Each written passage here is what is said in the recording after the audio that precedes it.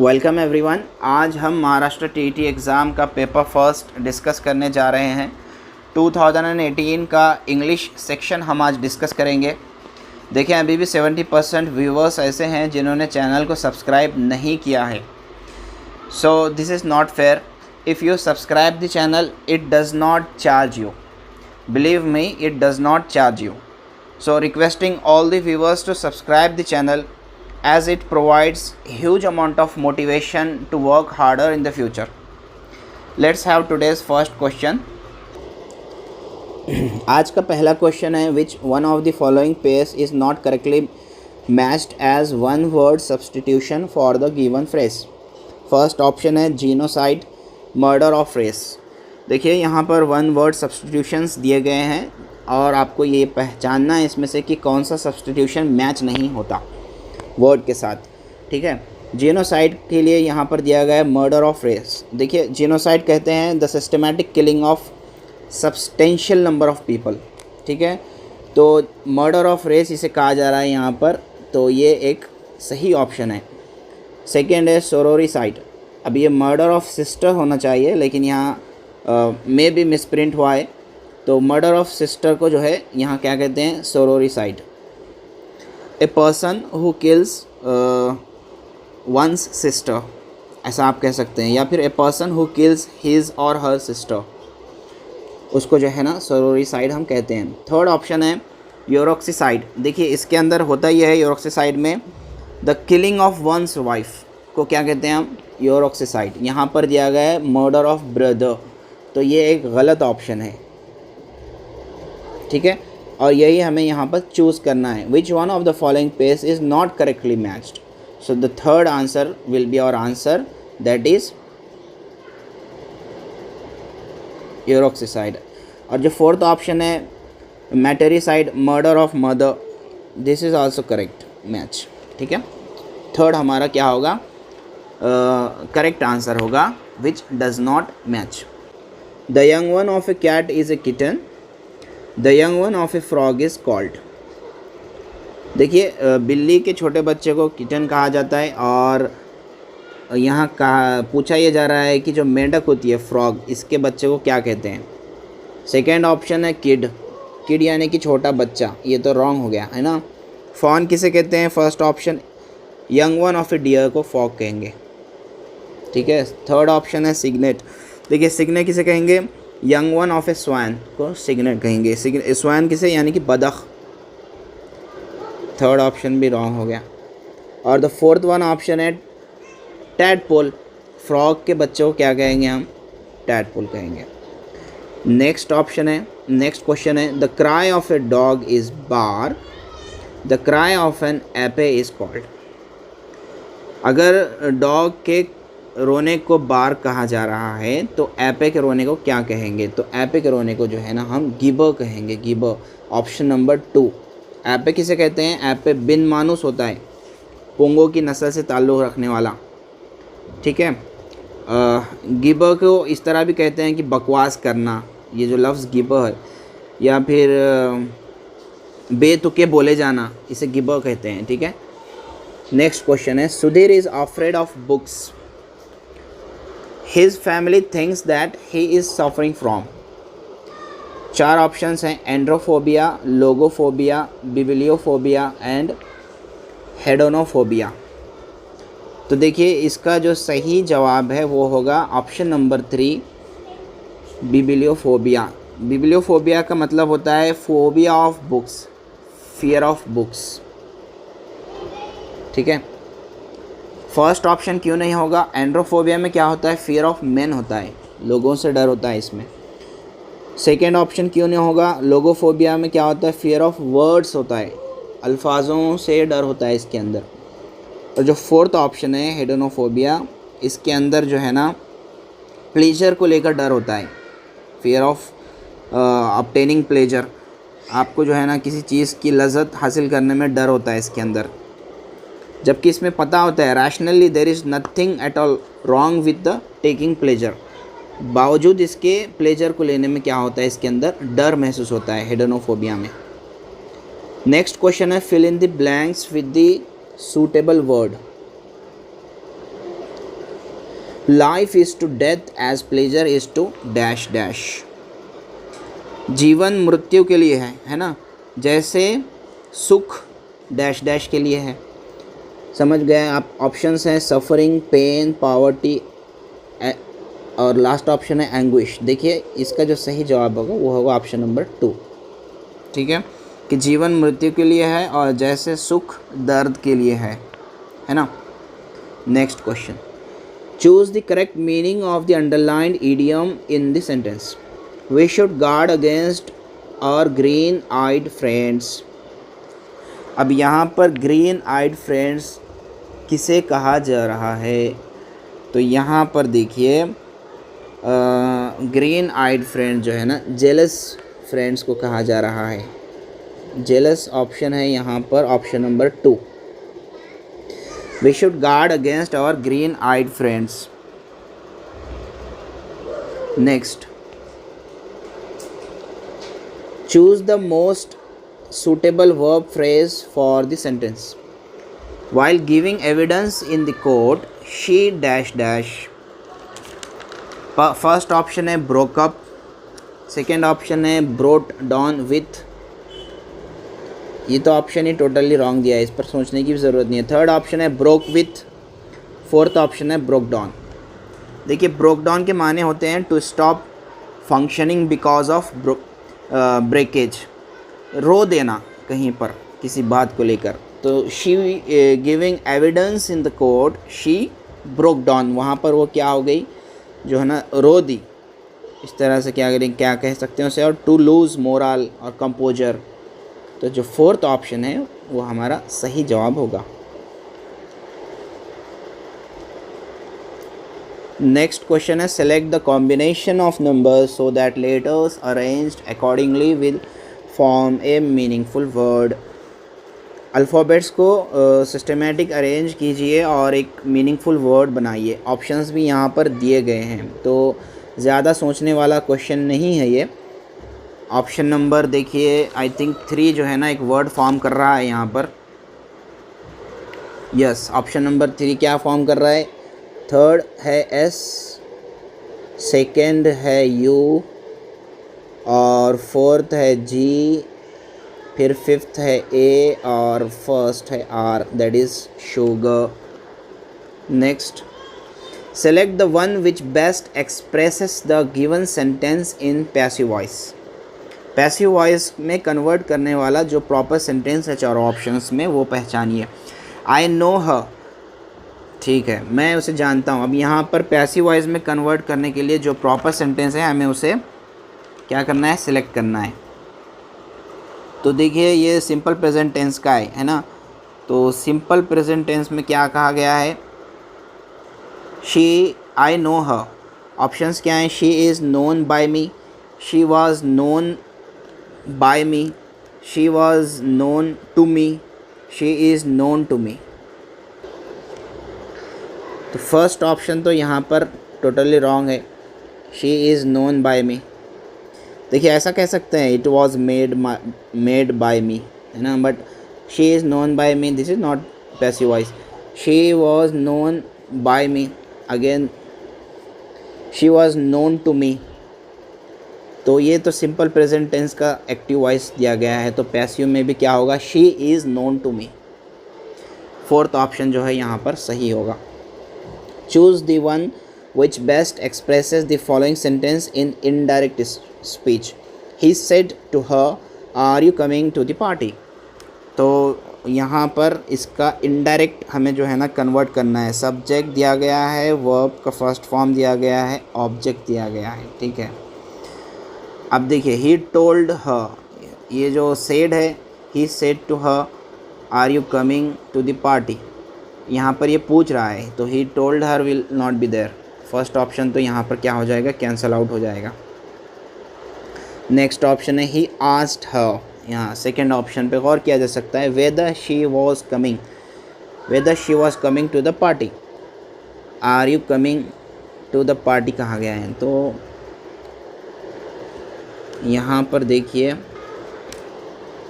Interrogative to affirmative हो रहा है, इसलिए जो है ना सेकेंड ऑप्शन जो है यहाँ पर हमें सही लग रहा है। He asked her whether she was coming to the party. हाँ, थर्ड ऑप्शन क्या है, he asked her that if she, that और इफ़ दोनों दिया हुआ है यहाँ पर, ये थर्ड ऑप्शन नहीं होगा। जब ये कॉमा, इन्वर्टेड कॉमा हट गया तो यहाँ पर वी कैन यूज़ इफ़ और वेदर, है ना। कब, जब आप इंट्रोगेटिव अफर्मेटिव आ रहे हैं। He asked her if she will be coming to the party, if she will be coming to the party. अभी यहाँ पर क्या दे रहा है, फ्यूचर टेंस में दिया हुआ है, तो दूसरा ऑप्शन जो है यहाँ पर इसका सही ऑप्शन है। 41 क्वेश्चन है, fill in the blank with the most suitable alternative to make the sentence logical in sense. Proper word को फिलअप करके सेंटेंस को हमें लॉजिकल बनाना है। Pranesh told her that he understood, होना he understood her very well, कि प्रणेश ने क्या कहा, उस लड़की को कहा, टोल्ड हर कहा गया है, तो प्रणेश ने लड़की से कहा कि, उससे कहा कि वो उसे अच्छे से समझता है। अगर ही अंडरस्टैंड्स आना था, अगर यहाँ पर ही के साथ सेकंड ऑप्शन होता तो यहाँ पर होना चाहिए था अंडरस्टैंड्स, तो ये तो ऑप्शन नहीं हुआ। He and understand, this is also totally illogical. He was understanding her very well, तो देखिए he understood her very well, ये जो है ना सेकेंड ऑप्शन के साथ लॉजिकल सेंस में सेंटेंस क्रिएट हो रहा है। 42 है, choose the most suitable alternative in accordance with the correct use of tense. Correct use of tense के साथ जो है हमें यहाँ पर एक सही अल्टरनेटिव चूज़ करना है। Sanjana did not cook her breakfast yet, Sanjana has cooked her breakfast yet. उसके बाद है Sanjana has not cooked her breakfast yet, Sanjana has not been cooked her breakfast yet. तो जो सही ऑप्शन है इसका with proper grammatical arrangement, option number 3 है, Sanjana has not cooked her breakfast yet. ठीक है, क्वेश्चन नंबर 43 लेते हैं। Choose the most correct alternative to complete the following sentence. For modern man there are a number of diseases to choose the most correct alternative to complete the following sentence. For modern man there are number of diseases to suffer from, for suffering, to suffer, suffering from। ये suffer from, to suffer from की माने क्या होते हैं, to undergo या feeling pain या great distress को भी हम क्या कहते हैं, to suffer from कहते हैं। तो for modern man there are a number of diseases to suffer from, to suffer from. पहला ऑप्शन जो है यहाँ पर सबसे ज़्यादा क्या हो रहा है, मैच हो रहा है। 43 का आंसर होगा option number first. Next, fill in the blank with the most suitable alternative. जो सबसे प्रॉपर अल्टरनेटिव है उसके मदद से हमें blank fill in the blanks जो है यहाँ पर करना है। I have not return to her dash dash she left for America. तो यहाँ पर हम क्या लेंगे, देखिए सिंस जो है ना थर्ड ऑप्शन यहाँ आएगा, क्योंकि सिंस जो है हम लेते हैं स्टार्टिंग टाइम में या फिर डेट में। जैसे कि देखिए since 8 o'clock, since Monday, since February, since 1982, since I left school, since the end of last century, है ना। तो यहाँ पर जो है ना since is mostly used in the present perfect and present progressive tense. तो यहाँ पर जो है ना ऑप्शन नंबर 3 आएगा, I have not return to her since she left for America. Option number 3 क्या होगा, हमारा करेक्ट ऑप्शन होगा।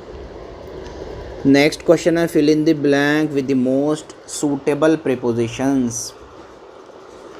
Don't side dash dash those who act contrary with dash dash national interests. तो पहले खाने में क्या आएगा और दूसरे खाने में क्या आएगा ये पूछा जा रहा है। प्रॉपर हेल्पिंग वर्ब हमें वहाँ पर डालना है।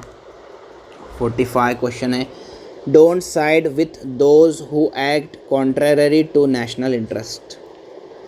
Option number 1 is the more appropriate option. Don't side with those who act contrary to national interest.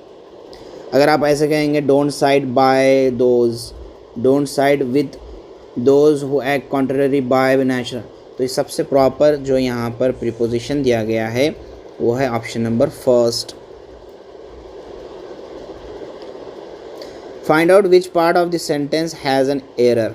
कौन से पार्ट में जो है यहाँ पर एरर दिया गया है। Your statement that you find this bag in the street will not be trusted. अब यहाँ पर स्टेटमेंट को कोट किया गया है और बी में कहा जा रहा है यू फाइंड दिस बैग। ये सामने वाले का स्टेटमेंट इस तरह से कोट किया जा रहा है। तो जो सही ऑप्शन है यहाँ पर 46 का वो है ऑप्शन नंबर 2। क्यों सही है? क्योंकि इसमें एक एरर है। यूर स्टेटमेंट दैट बोल के कोट किया जा रहा है और क्या किया जा रहा है उसमें, यू फाइंड दिस बैग। ठीक है। Next question, choose the grammatically correct sentence. Grammatically correct sentence हमें यहाँ पर चूज़ करना है। The team is confident to win the match, the team is confident of winning the match, the team is confident of win the match, the team is confident for winning the match. जो सही option है इसका वो है option number 2, the team is confident of winning the match. 47 का है option number 2। Next question है, देखिए, choose the word nearest in the meaning. ऐसा वर्ड चूज़ कीजिए जो यहाँ पर मीनिंग में जो है ना नियरेस्ट हो। किस वर्ड के साथ नियरेस्ट हो? देखिए, he is quite parsimonious by nature. अब ये वर्ड है यहाँ पर पार्सिमोनियस। सेंटेंस के मुताबिक he is quite parsimonious by nature. Parsimonious word के माने होते हैं कंजूस, निहायत कंजूस इंसान जो पैसा खर्च करने के लिए बहुत सोचता है। ठीक है। अब देखें इसका जो प्रॉपर क्या कहेंगे वर्ड है यहाँ पर बखील के लिए कौन सा वर्ड है यहाँ पर? क्रूअल यानी कि संगदिल है ना, और हाउटी यानी कि घमंडी, मुतकब्बिर, ख़ुद पसंद इंसान। प्रोडिगल दिया हुआ है फजूल खर्च करने वाला, ज़ाया करने वाला। और 14 ऑप्शन ये है माइजरली। देखिए माइजरली जो ऑप्शन है ये निहायत बखील इंसान को कहते हैं। तो जो 4th ऑप्शन है वो हमारा सही जवाब होगा। हमें मीनिंग नियरेस्ट मीनिंग वर्ड ढूंढना था। Select the word which is closest to the opposite in meaning to the underline word. He appear to the funny person. अब यहाँ पर दिया गया है कि अपोजिट मीनिंग में आने वाला लफ्ज़ ढूंढो बोल रहा हूँ। फ़नी के, फ़नी के माने क्या होते हैं? बोगस के, फेक के, है ना। फेक को क्या कहेंगे? Funny person, fake person. First option है ब्यूटीफुल। ब्यूटीफुल इसका अपोजिट वर्ड है क्या? नहीं। अनरेड, नहीं, अनरेड भी नहीं। थर्ड है जेन्युइन। हाँ, जेन्युइन यानी कि रियल। फेक के अपोजिट वर्ड होगा third option genuine. 4th option दिया गया अगली, बदसूरत, बुरा, ये भी नहीं होगा। तो नेक्स्ट क्वेश्चन लेते हैं। Choose the appropriate alternative to fill in the blank. The place remonstrated dash dash with the umpire clearly. ठीक है, पहला तो सबसे पहले तो आ गया विद द अंपायर। किसके लिए उन्होंने क्या रिमॉन्स्ट्रेट किया? अब देखिए आगे, डैश डैश हिज पार्शियलिटी। तो इसका जो सही अल्टरनेटिव चूज़ कर सकते हैं against the partiality. With the umpire against the partiality. With the umpire against the partiality will be the correct option. Second option will be the correct option. इसके बाद एक पैराग्राफ दिया गया है, पैराग्राफ पढ़कर आंसर्स देना है। Ernest Rutherford was the son of a Scot immigrant to New Zealand. His parents had 12 children, of whom Ernest was the 4th. Ernest था उनका चौथा बेटा।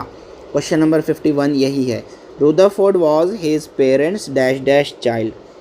तो रुदरफोर्ड जो है उनके पेरेंट्स का 4th बेटा था। ठीक है। Next, Nelson college was. Nelson का कॉलेज कौन सा था? पैराग्राफ पढ़ेंगे तो समझ में आ जाएगा नेल्सन का कॉलेज कौन सा था। देखिए, एट नेल्सन कॉलेज यहाँ पर दिया गया, मैं अंडरलाइन करता हूँ। स्टेट बोर्डिंग स्कूल था। State boarding school in New Zealand था। यहाँ पर ऑप्शन नंबर फर्स्ट। ठीक है। नेक्स्ट क्वेश्चन है, Rutherford sat for scholarship test because. Rutherford ने स्कॉलरशिप एग्ज़ाम में बैठा है तो इसकी वजह क्या रही? उसकी वजह क्या रही यहाँ देखिए, just a second. Because I underline that answer. Because he is masters expected it of him. Okay, this is the answer. ये कितवां ऑप्शन है यहाँ पर? He was an outstanding student. He was a bookworm. He thought of following an academic career. His masters wanted him to do that. To do that होना चाहिए यहाँ पर, do that. Next, Rutherford carried out his own private experiments in dash dash. कहाँ पर उसने अपने private experiments को जो है ना कैरिड आउट किए हैं? तो यहाँ हम पढ़ सकते हैं last may be last paragraph. Last paragraph में देखिए, Rutherford as a student was fascinated by Hertz's work on radio waves and began to conduct his own experiments in the clock room of the college. जो सही जवाब है इसका वो है in the some corner of the clock room of Nelson College, first option. ठीक है, spelling के कुछ इसमें मिस्टेक्स हैं, बाकी के आंसर्स तो उसके बिल्कुल कॉन्ट्रेरी हैं पैराग्राफ के, पढ़कर देख सकते हैं. First option will be the correct option. The phrase mechanical bent suggests that Rutherford, ये जो मैकेनिकल बेंट फ्रेज इस्तेमाल किया गया है पैराग्राफ में, इससे क्या सजेस्ट करता है रुदरफोर्ड के बारे में? पहले हम ये पढ़ लेते हैं. देखिए जहाँ पर ये दिया गया है पैराग्राफ में, यहाँ दिया गया है, he was good at Latin and he had a passion for music and A mechanical bent of mind. इसमें मैकेनिकल बेंट के बारे में यहाँ पर हम थोड़ा सा उसके बारे में पढ़ सकते हैं कि ही was fascinated by Hertz's work on radio waves and he began to conduct his own experiments in the clock room of the college where the students hung their gown. देखिए इसका जो है ना, जो सही जवाब है क्वेश्चन का, the phrase mechanical bent suggests that Rutherford was quite mechanical, was devoid of human warmth, emotion, feeling. इसकी तो बात ही नहीं हो रही है वहाँ पर. हाँ, ही वॉज क्वाइट मैकेनिकल. ठीक है, इस पर गौर किया जा सकता है. Did things and lived as thoughtlessly as a machine, इतना भी उसको डिस्क्राइब नहीं किया गया है. Had an aptitude for the science of machinery. ये देखिए, ये ऑप्शन जो है ना, फोर्थ ऑप्शन क्या है, करेक्ट ऑप्शन है कि मैकेनिकल बेंट उसे कहेंगे, याद रखें, जिसका मैकेनिकल एप्टीट्यूड अच्छा हो. ठीक है, जिसके अंदर नेचुरल टेंडेंसी हो to perform such specific ability also. तो ये जो फोर्थ ऑप्शन है, had an aptitude for the science of machinery, mechanical bent इसे कहा जा रहा है यहाँ पर. नेक्स्ट है, choose the correct spelled word. सही स्पेलिंग का वर्ड पहचानना है चारों ऑप्शंस में से. मिलियन, सबसे पहले देखिए मिलियन की स्पेलिंग कहाँ दुरुस्त है? पहले ऑप्शन में गलत है, सेकेंड ऑप्शन में दुरुस्त तो है, लेकिन मिलियन के बाद ARE है यहाँ पर. थर्ड ऑप्शन में मिलियन की स्पेलिंग करेक्ट है और आखिरी में है AIRE. सो मिलियन, ये जो है ना थर्ड ऑप्शन क्या होगा, करेक्ट होगा. फोर्थ ऑप्शन में क्या है, मिलियन तो है और उसके बाद क्या है, मिलियन. इस फोर्थ ऑप्शन के मिलियन में आई नहीं है. ठीक है, मिलियन में आई नहीं है, LL के बाद आई नहीं है यहाँ पर. और इसके बाद इस ऑप्शन में क्या प्रॉब्लम है कि मिलियन के बाद ARE नहीं आएगा, AIRE आएगा. ठीक है, याद रखें. नेक्स्ट है, choose the miss spelled word.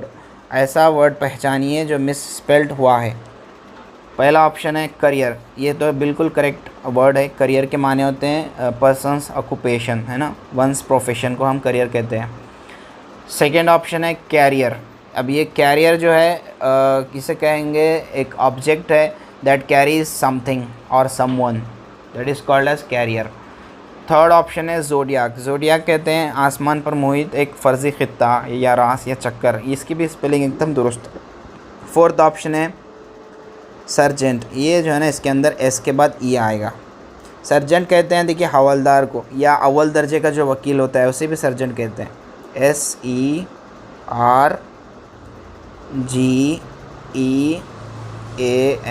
ये होना चाहिए.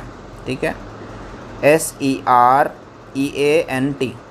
SERGEANT, सर्जेंट, ये होना चाहिए इसकी स्पेलिंग। ओके, नेक्स्ट क्वेश्चन लेते हैं। Choose the correct alternative to fill in the blank. He bought dash dash ice cream. यहाँ पर सिंपल है कि जो है हम यहाँ पर क्या करते हैं, वॉवेल्स देखिए, AEIOU, आई है तो he bought an ice cream, first option जो है हमारा सही होगा। Choose the correct question tag for the following sentence. I shall phone you tomorrow, चारों ऑप्शन लगा कर देखिए। I shall phone you tomorrow, shall I, second है शैल नॉट, शैल नॉट का शॉर्ट फॉर्म इस तरह नहीं है, ठीक है। थर्ड ऑप्शन है शैंट आई, और फोर्थ ऑप्शन जो है इसका करेक्ट ऑप्शन होगा। अब according to the answer keys है, बट यहाँ पर मिस प्रिंट है ये भी ऑप्शन। नेक्स्ट क्वेश्चन और लास्ट क्वेश्चन है आज के सेशन का। Name the underlined subordinate clause, what you said is absolutely correct. इसके लिए आपको चूज़ करना है कि ये व्हाट यू सेड जो है इसके अंदर, what you said is absolutely correct. अब ये जो क्लॉज है व्हाट यू सेड, ये किस तरह का क्लॉज है? नाउन क्लॉज है, एडजेक्टिव क्लॉज है, रिलेटिव क्लॉज है, एडवर्ब क्लॉज है। A subordinate clause used as a noun in the sentence, तो ये जो है ना नाउन क्लॉज है ये फर्स्ट वाला। सेकेंड जो है एडजेक्टिव क्लॉज। एडजेक्टिव क्लॉज क्या होता है कि जिसके अंदर क्या बोलेंगे, दैट गिव्स इंफॉर्मेशन और अबाउट द नाउन और प्रोनाउन एडजेक्टिव में, या डिस्क्राइब करता है वो किसको, नाउन या प्रोनाउन को। थर्ड है रिलेटिव क्लॉज। रिलेटिव क्लॉज में क्या होता है, एक clause starting with who, which, whose, where, when, इस तरह के प्रोनाउन के साथ क्या होता है ये स्टार्ट होता है। लास्ट ऑप्शन है एडवर्ब क्लॉज। एडवर्ब क्लॉज में होता ही है कि dependent clause that functions as an adverb. इसके अंदर होता है सब्जेक्ट प्लस वर्ब दोनों होता है इस एडवर्ब क्लॉज में। तो जो पहला ऑप्शन है नाउन क्लॉज, ये जो है हमारा करेक्ट ऑप्शन होगा। Name the underlined subordinate clause, what you said, that is nothing but in noun clause it is. So this was our English paper of 2018, paper first. I hope this discussion helps you for your upcoming exam. I request all the viewers to subscribe the channel and share it as much as you can. We will be discussing more papers in the future. Thanks for watching. Have a good time.